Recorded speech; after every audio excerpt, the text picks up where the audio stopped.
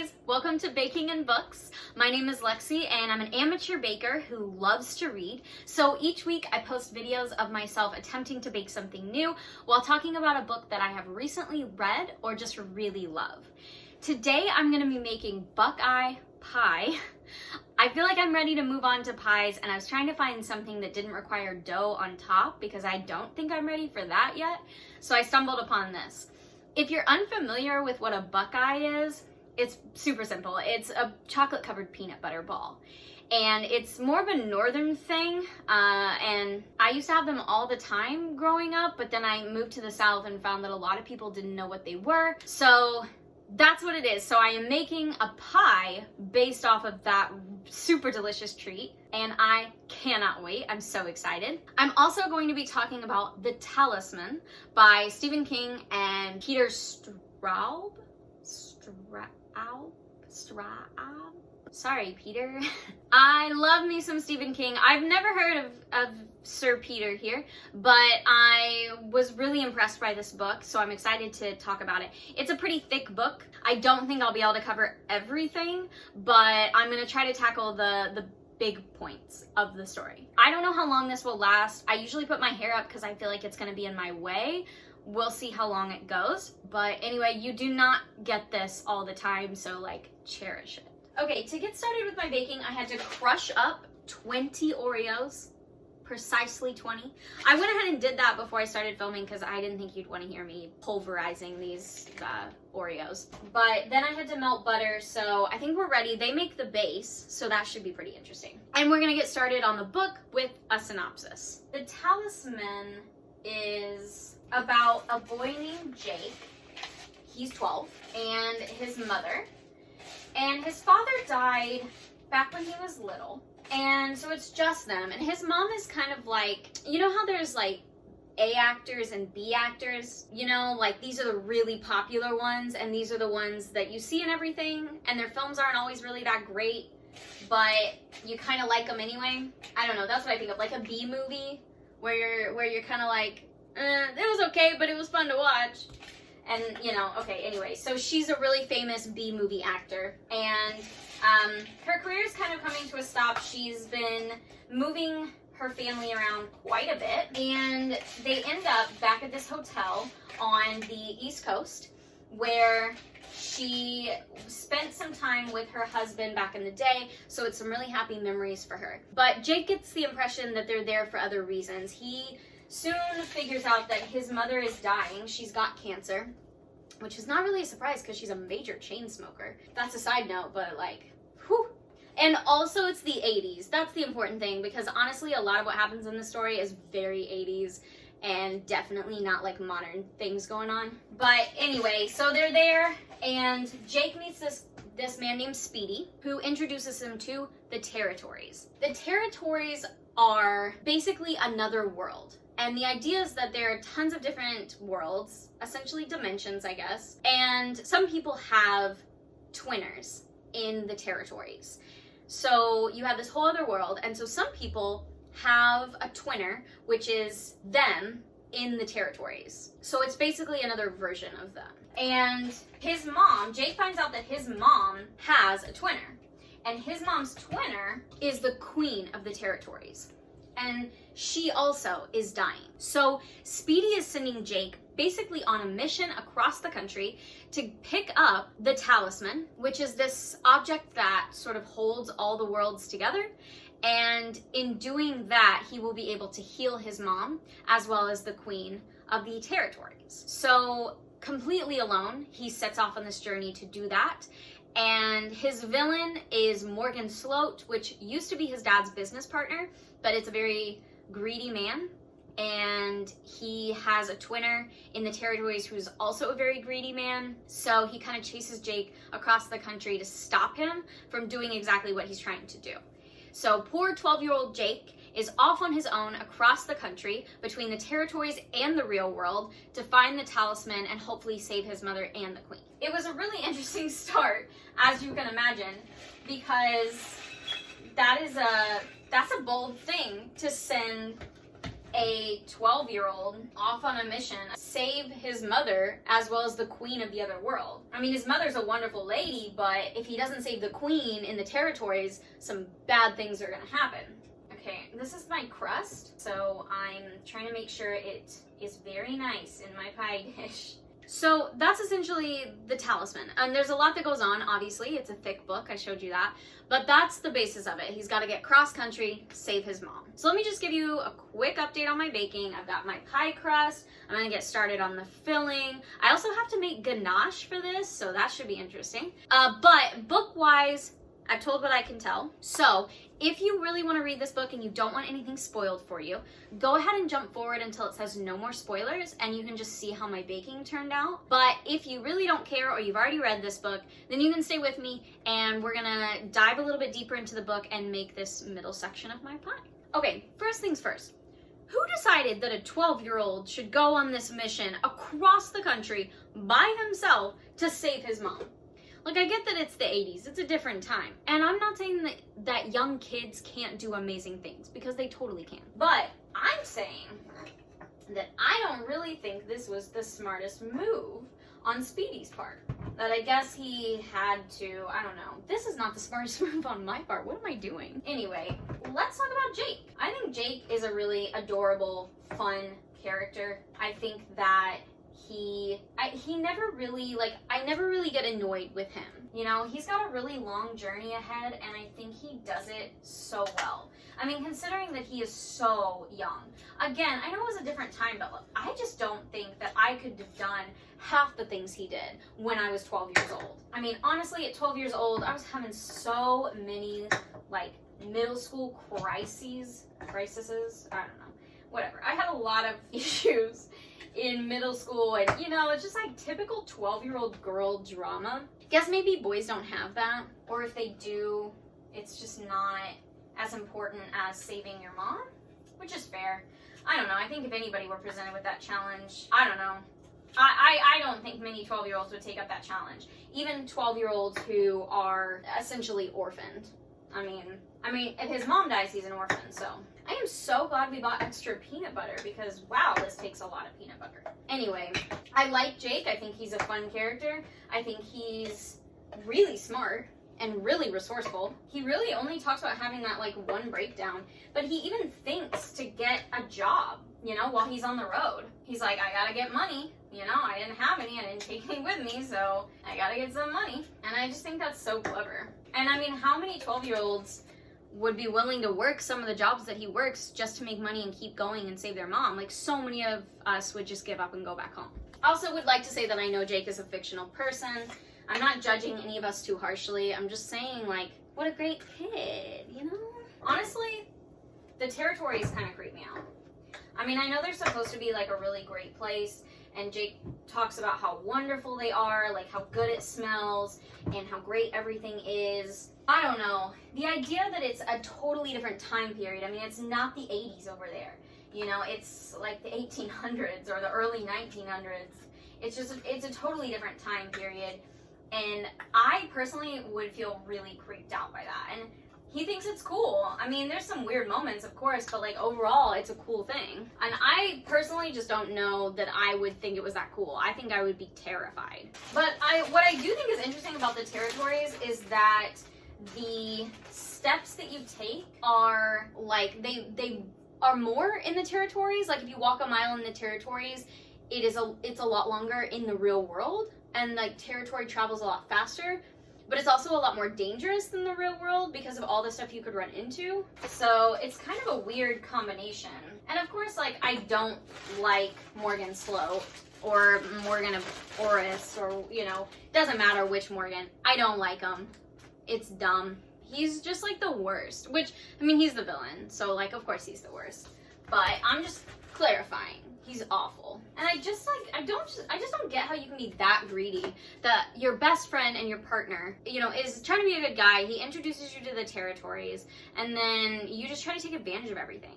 You have him killed because he's not on board with your plans. You almost kill his son. And now, like when he was a baby, remember, because he tried to he tried to kill Jake when he was a baby. He succeeded killing the father, and now he's going on this like cross-country trip to kill the son so that he can't save the mother, so that the mother dies, and then everybody's dead and Morgan gets everything. That's awful. Like, I just don't know how you can be that terrible of a person, but what do I know? I did feel like the book got a little bit series of unfortunate events for a while in the middle. Like, there was definitely some stuff going on, like, when he was at the Sunlight home for kids or boys or whatever it's called, that was when I first started thinking about it. I was like, this is so much like series of unfortunate events. Just anything that could go wrong has gone wrong, and now he's at this terrible orphanage or you know, home for boys or whatever. And it reminds me of like the school that the Baudelaire children get sent to, and you know, just different things like that. Like, just everything along the way, every time they thought it was going to be good, it just went right back downhill. But it does bring me to Wolf, who is just the best character in the whole thing, because he's just so sweet and wonderful, and I just love him so much. Although, like, in Jake's defense, I can't imagine how difficult it would be to bring somebody over from the territories who is not like 100% human. I mean, he's a werewolf, and he already kind of lives a little bit differently than like the full-on humans in the territories. So to bring him over to the real world, it's got to be really difficult for him. And I know Jake kind of gets annoyed at some of the things that he gets scared at, like the, you know, the cars and the smells and the movie theater and all of that. And I can understand that, because I mean, remember, Jake is only 12, like 13 max, but I think this is only a couple of months. So, I mean, Jake is only 12. So in his mind, he's just trying to make it so that his mother can survive. And, you know, Wolf is making it more difficult on him. Not to mention that because he's a werewolf, he has to spend that 3 days in that little, like, shed thing locked away so that Wolf doesn't kill him. But, you know, even when Wolf is in his werewolf form, he still tries to bring Jake food, which I think is just the cutest. I mean, of course, Jake can't really eat it because it's just like dead, freshly dead rabbit. Ah! Some of this fell on my iPad. Okay, it's okay. Everything's fine. Everything's fine. Anyway, but, you know, he does bring Jake food. He tries to, you know, he tries to take care of him, and I think that that's cute. I think it's a sweet thing, and I love Wolf. I knew he was gonna die. I mean, I knew that there was no way that he was gonna survive the whole journey. I think his character, honestly, and maybe this sounds bad, but I really think his character was made to be like a sacrifice, you know, that I knew there was gonna come a time where he saved Jake. You know, I think that was just his whole thing. I mean, he wasn't meant to be in the real world, and they couldn't really figure out how to get back to the territories, and before they could, you know, they get sent to the Sunlight home, and I just thought, well, there's no way this story is going to end at the Sunlight home, and in order for them to get out, there's going to have to be something dramatic, which there was, and Wolf is probably not going to make it in the process. But, I mean, he takes out a lot of those crazy teenage boys, which, of course, is sad. Like, don't get me wrong. It's sad that a lot of innocent boys probably died. But the gang of boys that's been bullying them since they got there and being just, like, little shits, I don't feel bad about them. I probably would if they were real. But seeing as they're fictional, I don't feel bad for you at all because you were a turd the whole time. Yep, couldn't do it. Had to put my hair up in a ponytail. I'm getting warm because it's just, like, hot. And I don't even have the oven on. This doesn't have to bake. It has to sit in the fridge. But even still, I'm hot.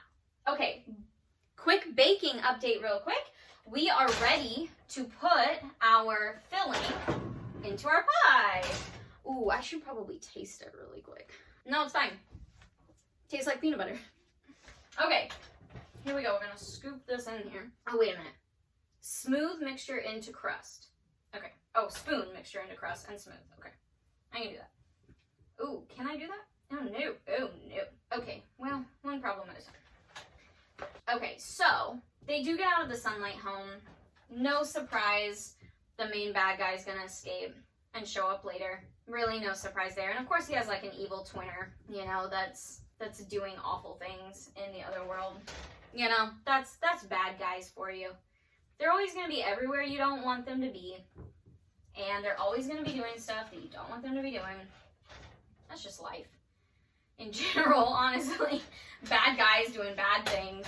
Not necessarily guys, bad people, I should say, doing bad things. This might be really ugly, but maybe the ganache will cover it. I just don't know how to spread it out without, I mean, it's peanut butter. I don't know how to spread it out without it sticking on my spoon. Okay, anyway. I got a good kick out of all of the Indiana stuff because I'm from Indiana originally. So I got a good kick out of, like, you know, oh, I'm going to meet him in Muncie. I went to school in Muncie. And all of that. I always get a good kick of that. I feel like it's a shout out, a personal shout out to me. It's not, but I feel it is. Okay. Another baking break, because I'm going to make ganache. I always feel like when they say ganache on baking shows, it's really fancy. So I'm a little bit nervous to make it for the first time, because I'm afraid I'm going to just like royally screw it up. But we'll see. I'm going to triple check the directions and try to be patient and really focus on this, but also continue talking about the book at the same time. So let's see how that goes. Now, obviously, I skipped around a little bit in the book, but it's kind of hard not to. I mean, there's a lot of stuff in here. And I will say that, you know, that's the thing about Stephen King books, is there really is quite a bit to them. And sometimes I'm just not going to be able to talk about everything. But, you know, a lot of Jake's initial journey was really a growing period for him. That's what I thought, anyway. I really felt like, you know, the initial journey was more of a growing period for him, and that the rest of it was sort of his chance to start showing people that, I guess. Like, especially after Wolf dies, and he goes to find Richard. But, I mean, that's just me. Maybe, I don't know. Maybe that's everybody. Maybe it's not just me. But I guess we should talk about what happened at the Oakley Tap, because I feel like that was some really sketchy stuff. Like, I just kind of want to be like, who is allowing this child to work? And like, where are the real people? You know, like, they're all bad guys. Like, where are the good guys? I guess the good guys have been the ones giving him rides across the country and, like, letting him work or stay in their barns or whatever. But these people at the Oakley Tap and in this whole town that I don't remember the name of are just really terrible people. Like, not only is he working for this really shitty guy, but he's working for practically no pay and getting dumped on all the time and, like, wearing himself out physically and mentally, really, for nothing. I'm like, who's watching these people? What are the police doing? Nothing, because they're just as bad. Like, what is happening in this town? Who's watching this town? Nobody, and that's the problem. Okay, well, let's talk about Richard. Richard definitely has a whole journey in what I feel like is a very short span of time. Because when we first meet Richard, he's really very obnoxious. And you find out later on why, but he doesn't believe anything Jake is saying. And to his credit, Jake is saying some crazy shit. But at the same time, like, Jake has been his best friend practically their whole lives. And I know that Richard's very by the book and very much like, I need to see proof, you know, or at least some sort of scientific theory in order to believe what you're saying. But at the same time, this is his best friend, and he can tell Jake's been on a journey, and he knows from his dad that his dad is trying to track Jake down. So he knows that Jake has been missing, essentially, and he comes halfway across the country to Richard in Illinois. So as his best friend, like, of course he lets him into his room, lets him shower, brings him food, all of that stuff he would do. But he doesn't believe a word that he says. And it takes him a really long time to adjust to the territories and the whole story. And honestly, if Richard would have just opened up his mind a little bit and let it happen, he probably wouldn't have gotten as sick as he did. I know it was his father at the end of the day, like, making him sick, but still, like, I think he just let it happen because he figured it was a dream the whole time. That is obnoxious, like, way more obnoxious than Wolf. Ah! I let it simmer, see? I wasn't paying attention. All right, pour over chocolate and let sit 5 minutes before whisking. Okay, I'm just gonna put the chocolate chips down in there. 5 minutes, okay. See, I knew I was gonna get distracted. At least it didn't boil over, but I knew I was gonna get distracted in some way, shape, or form. And you all knew it too if you've been watching from the beginning. Okay, anyway, Richard.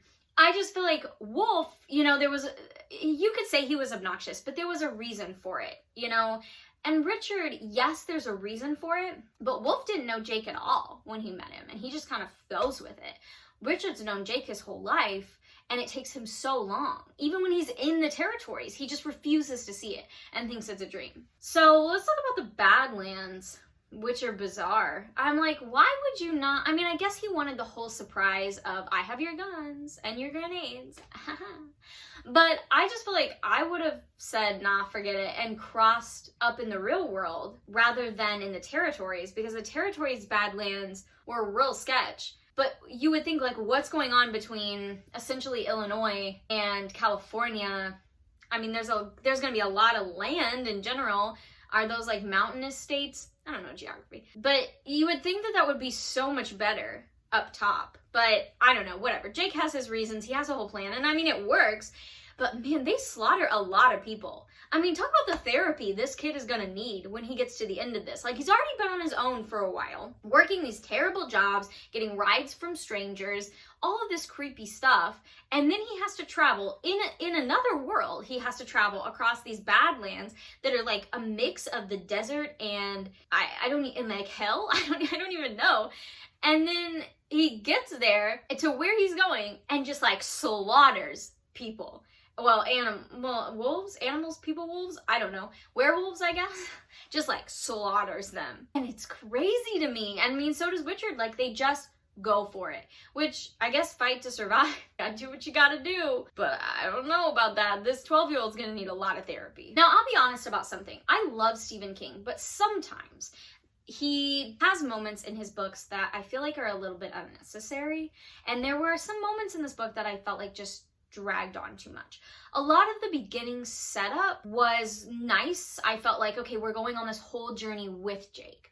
But by the time we got to Illinois and we were doing the series of unfortunate events thing, I felt like we just kind of rushed through the ending.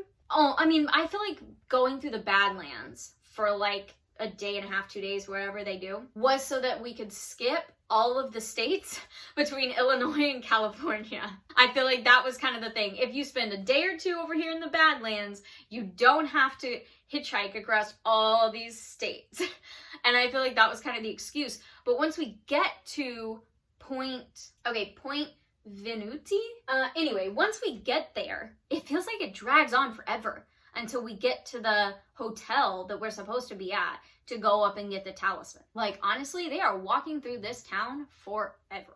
And I know it's big, obviously, and I also get that this is almost the climax of the book, but y'all, like, it was so much. This is one of those moments where I was like, okay, Steven, speed it up. I mean, I know he's not the only author in this one. I have never read Sir Peter's, he's not a sir, by the way, I just can't pronounce his last name. But I have never read any of his other books, so I'm not sure how he writes. But I know that sometimes Stephen King, like, draws stuff out a little bit. He drew this one out quite a bit, and I was like, okay, let's go. It's almost time. I have 1 minute. I remember to check the clock at that time. And then when, you know, it kind of speeds up a little bit, we get into action, we see Speedy, and we get into the hotel. And then again, it's like Jake has to fight all these things. But then we reach a new issue where we're also seeing him as Jason, who was the queen's son that died. Remember that? So now he's somehow brought Jason back to life just by being strong enough to do so. I'm not sure. That was unexplained, but that's how we got there. And now, so we're fighting all of these things in the hotel, but we're slipping back and forth between worlds, and it was a lot. I really had to take my time with that part of the book because I didn't always catch everything, and I would find myself rereading sentences because I had gone too quickly and was suddenly confused about what happened. Ah, it's time. Okay. Pour over chocolate. Okay, whisk until smooth.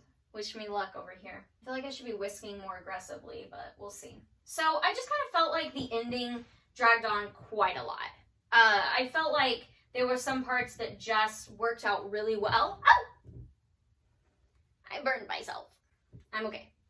I feel like there were some parts that just worked out really well, and then I feel like there were some things that I was like, dude, you gotta speed this up. Like, this is just so unnecessary. Guys, I did it! Okay, that really was not that bad. I really thought ganache was gonna be like a whole thing that I was gonna totally mess up, but it's beautiful and smooth. It tastes good. I was successful.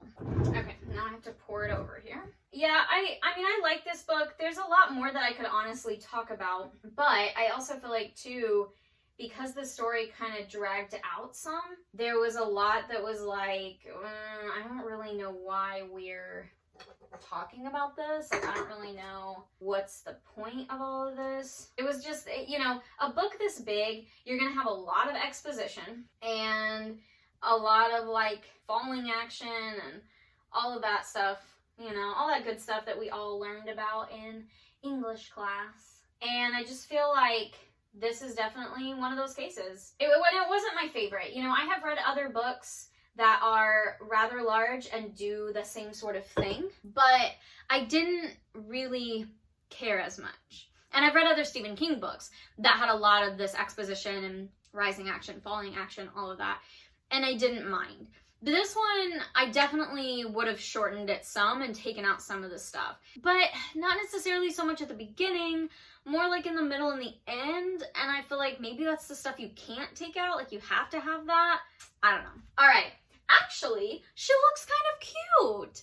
We're gonna pop her in the fridge now. That was fairly easy, and I'm very pleased with myself. And every step of it tasted good, so hopefully all of it together will taste good. You know, now that I'm kind of opening up and talking about this book, I realized that while I really enjoyed it and while I would recommend it, I also think it's filled with a lot of fluff and not as much substance. Because I'm sitting here trying to think, well, what should I talk about?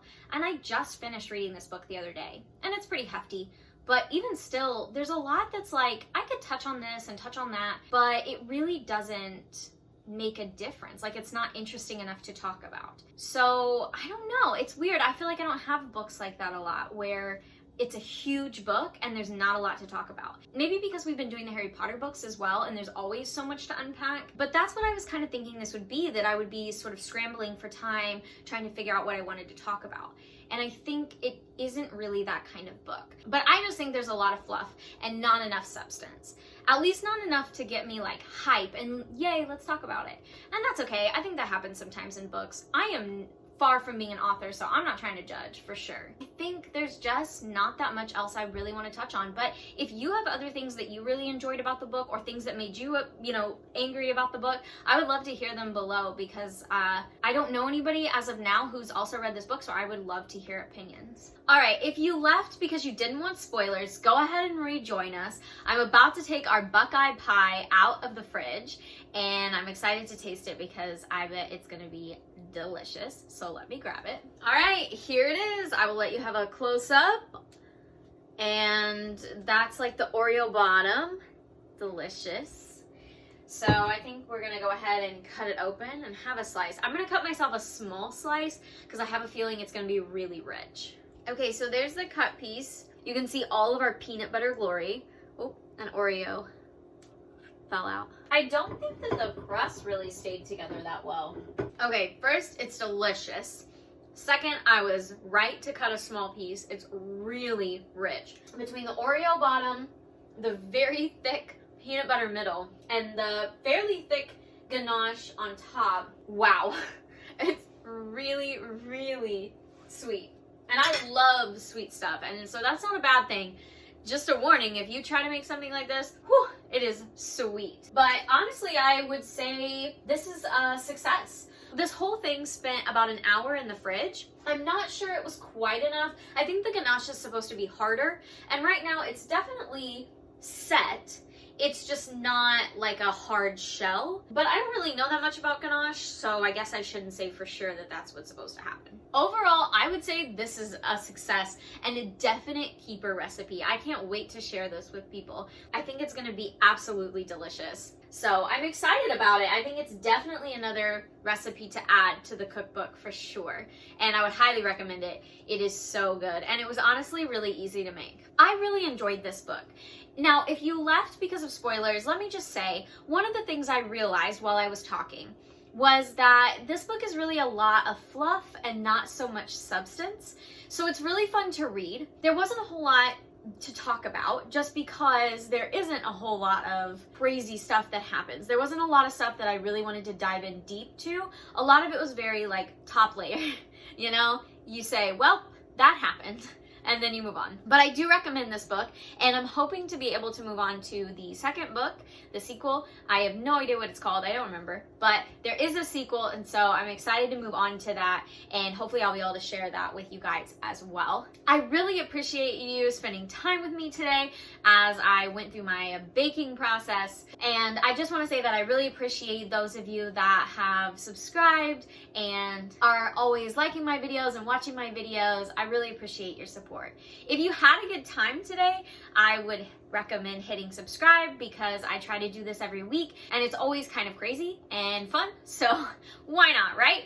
What else have you got to do? But thank you guys so much for your support. I do really appreciate it.